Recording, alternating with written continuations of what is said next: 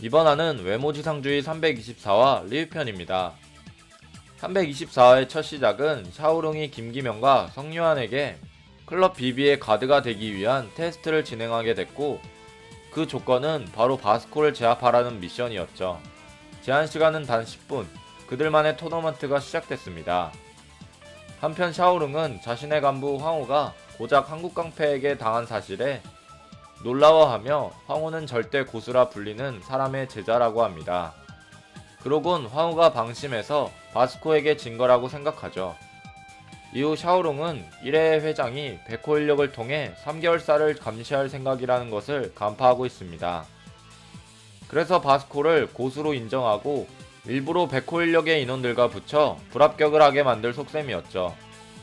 하지만 성유한은 태권도를 쓰며 바스코를 밀어붙이고 있고, 성유한의 태권도는 성태훈에게 배운 것으로 전에 김기명이 윤경현을 불러 이야기했을 때 윤경현이 서울로 올라온 이유는 태권도로 제주도까지 소문이 난 놈과 붙기 위해 올라왔었고, 그 인물이 바로 성태훈이었습니다. 그 성태훈의 태권도 기술을 성유한이 배웠기 때문에 김기명 또한 자신이 교도소에서 단련한 만큼 성유한도 강해졌다는 걸 인정하죠.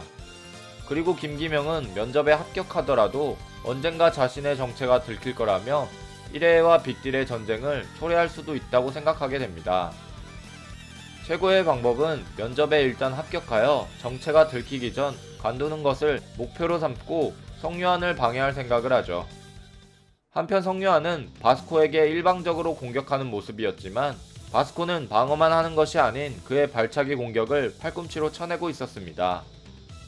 과거 뿌렉닭의 수련에서 바스코는 모든 걸 따라하는 천재 성유한에 대해 언급하며, 뿌렉닭 또한 자신이 비공식 경기에서 그런 천재를 봤다고 하죠. 그 천재는 뿌렉닭의 기술들을 모조리 카피하며 승리했다고 합니다. 그 후 뿌렉닭은 그 천재를 이기는 방법을 연구했고, 그 방법은 바로 카피하기 전에 쓰러뜨리는 방법이었습니다. 바스코는 뿌렉닭의 금지 기술 중 필살기인 10번을 준비하고, 성유한은 성태훈의 최고 기술 1080도 발차기를 준비합니다.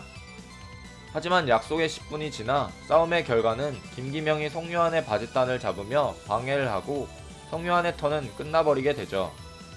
자신의 턴 차례가 된 김기명은 자신있게 샤오룽에게 10초 안에 해결하겠다고 당당하게 말하곤 바스코에게 오뎅값 500원을 주며 그를 돌려보냅니다.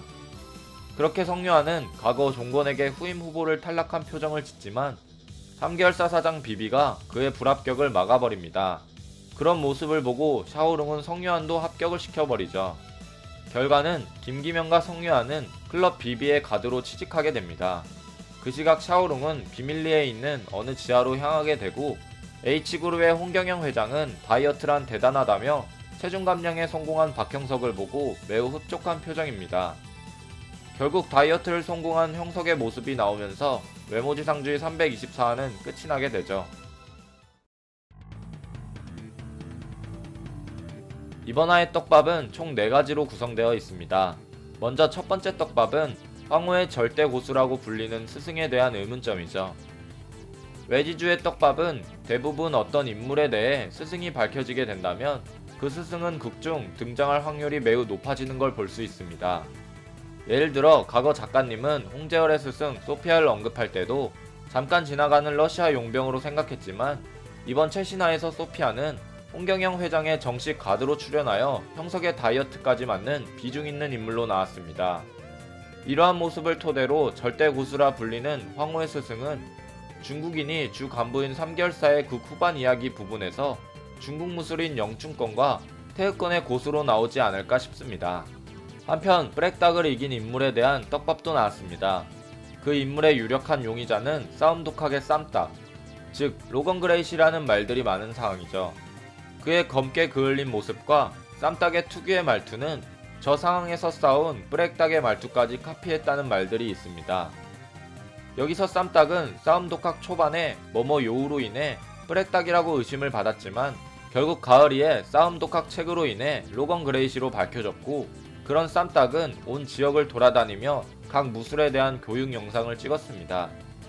싸움 독학의 주인공인 유호빈에게 다양한 무술에 대한 기초 훈련법과 상대하는 사람의 무술에 대한 대응법을 알려줬죠. 쌈딱은 무술에 대한 다양한 내공이 있으며 뿌렉닭을 이긴 모든 걸 카피하는 천재로 유력한 사항입니다. 훗날 뿌렉닭과 쌈딱이 만나 뿌렉닭은 그동안 연구를 했던 천재를 이기는 방법을 통해 리벤치를 성공하지 않을까요? 다음 떡밥은 샤오룽의 행적입니다. 역시 제3계열사 지하는 한신우가 갔던 지하와 똑같은 모습이며 현재 샤오룽이 가는 곳에 한신우가 있을 것으로 확실한 그림입니다. 또한 샤오룽이 한신우의 코드네임 넘버 8을 기억하는 걸 봐서 그들은 마약을 하는 사람들의 싸움 놀이개라든지 마약의 중심지인 3계열사답게 그들을 마약 실험체로 쓰는 걸로 보이죠. 전에 몸에 상처가 있는 장면은 마약 실험으로 인해 흉폭해지거나 정신 이상으로 자신의 몸을 자해 또는 공격성이 짙어져서 상처가 생길 수도 있다고 생각하여 마약에 대한 실험체 관련 가능성도 있다고 생각했습니다. 다만 걸리는 점은 전에 한신우가 상처를 입은 장면이 실험체가 아니라 파이트 클럽이라면 너무 크게 다쳐서 현재 이미 죽었거나 죽기 직전의 상태가 아닐까 싶네요. 마지막 떡밥은 다이어트에 성공한 박형석입니다. 소피아가 눈물 머금고 마침내 형석의 다이어트를 성공시켰네요.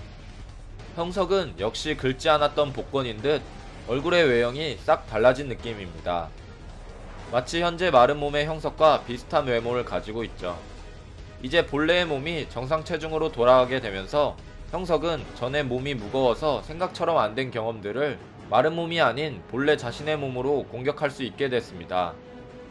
하지만 형석의 현재 몸은 마른 몸의 형석보단 키가 작은 상황이라 이치적인 문제는 거리차를 통해 극복해야 되는데 이런 거리차를 극복할 수 있는 무술이 바로 형석이 배운 시스테마이죠.